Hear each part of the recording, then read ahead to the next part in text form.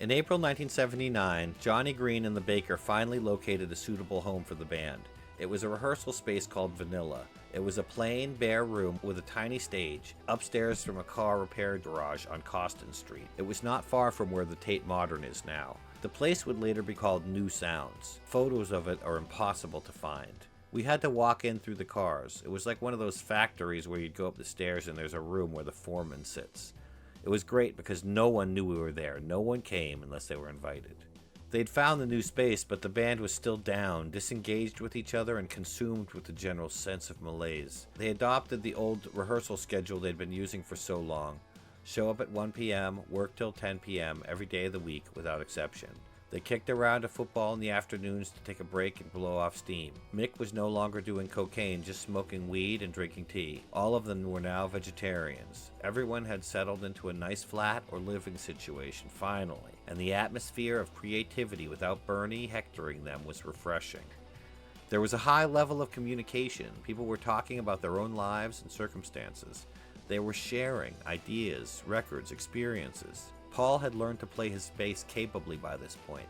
The band members would play with different genres and swap instruments to warm up. Mick and Joe were bringing in song ideas and lyrics. Songs like Lost in the Supermarket, I'm Not Down, Rudy Can't Fail, and Four Horsemen were nearly fully formed before they even came into the rehearsal space. Mick showed up one day and showed them the riff of London Calling. They experimented with different genres, feels, rhythms. Topper Headon's formidable drum skills were key in allowing them to work in different genres and have exciting rhythm and feel changes in the music. Songs were coming together by June of '78. CBS confirmed they were continuing the contract with The Clash. The question was now, who produces the record? Of course, CBS wanted a tested big name, and The Clash owed a chunk of money to CBS after the poor performance of Give 'Em Enough Rope, so they were not in a great bargaining position. Before leaving the band, Bernie Rhodes had suggested Guy Stevens. Joe Strummer had tracked down Guy Stevens, an aging, hard-drinking producer with a vision and manic intensity that had worked with The Clash as well as Mott the Hoople and Procol Harum. Stevens was in a bar, of course. CBS resisted, but The Clash somehow won this argument, and Stevens was enlisted as a producer for London Calling. It's not just another session. I hate people with that attitude. It's electricity. It's gotta be. It may be hard for a company like CBS to accept a concept like this, but I could very well die while making a record. It's that important. Purchasing a cassette recorder and carrying an early demo of the London Calling album, Johnny Green had been drinking. As he was delivering the songs and tape player to Guy Stevens, he left them on the tube. This caused a bit of a freakout. The cassette was only a copy, luckily, and you can hear the best of those demo recordings as a bonus disc called the Vanilla Tapes on the 25th anniversary Clash release of London Calling. July 5th and 6th, The Clash played 2 secret shows to try out the new material. At Notre Dame Hall in Leicester Square, they played for the first time in public I'm Not Down, Death or Glory, London Calling, Rudy Can't Fail, and Hateful. The songs were a revelation to those in attendance, including Jock Scott. He declared it was like the Beatles in terms of the impact and quality of the songs. The band booked Wessex and began recording with Stevens at the helm. The capable Bill Price engineered.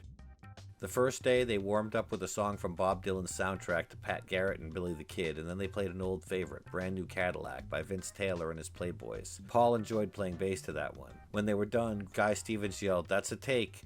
When they said it was just a warm-up, and with the tempo sped up at the end, Stevens just repeated, "That's a take." They were off to the races. Stevens was a maniac, drinking tequila like a madman, climbing ladders in the studio, smashing chairs, hopping around, yelling encouragement to the band as they laid down the first versions of tracks. He was much more about inspiration and less about technical perfection, allowing the band to proceed at a breakneck pace, tackling new ideas with gusto and an edge of wild fun. London Calling was a joy to do because Guy Stevens was a lunatic. I had more control over my instrument by then, and it didn't matter if I made a mistake.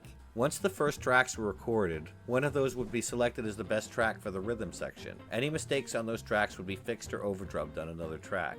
Then the new guitars, percussion, piano, horns, and vocals and other instruments would be layered on top. Backup vocals were done in the bathrooms for natural reverb. Samples of seagulls, tearing Velcro off studios' walls, and sex were all integrated into the final product, often very subtly. The energy was electric and inspired Mick and Joe to write even more. Joe wrote the right profile based on a biography of Montgomery Clift that Guy lent him. Spanish bombs mingled a number of historical events into a jaunty political commentary.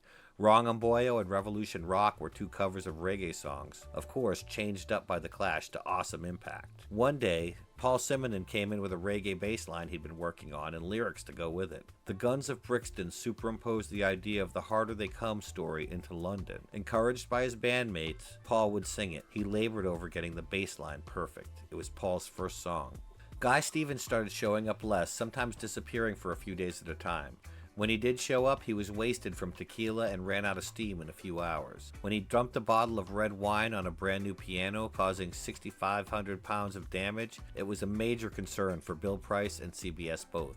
The band started telling Guy that they were taking a few days off just to keep him away. Mick moved into the role of producer as things got more technical, having a great partner with engineer Bill Price. It was all a bit sad, as Joe and Mick idolized Guy, and he was a huge part of the record's inspiration and creation. They continued developing the record, recruiting the horn section from Graham Parker and the Rumors. Baker whistled for the intro of Jimmy Jazz. Mickey Gallagher, organist for Ian Drury and the Blockheads, had played with the Animals and Frampton. The experienced player added sophistication and depth to a number of tracks with his Hammond B3. As the London Calling recording sessions neared completion, CBS head Maurice Oberstein came to the studio in his chauffeur-driven Rolls-Royce to hear the songs. He was a fan of the band and also had a strained, symbiotic relationship with them. He was a corporate fat cat in some ways and a target of the band's revolutionary politics. Meanwhile, the band made money for CBS, and CBS ultimately paid them. Clash had 18 songs and wanted to do London Calling as an epic 2-album set. This, of course, cost a lot more to produce. Guy Stevens was there and was freaking out about it, yelling and screaming and cursing Oberstein and the Clash. He was grabbing the tails of Oberstein's coat as he tried to leave. He ended up laying on the ground in front of the limo, yelling they would have to kill him to leave. At the end of August 1979, the Clash wrapped up the recording sessions for London Calling. Bill Price and Jeremy Green were left to the mixdowns.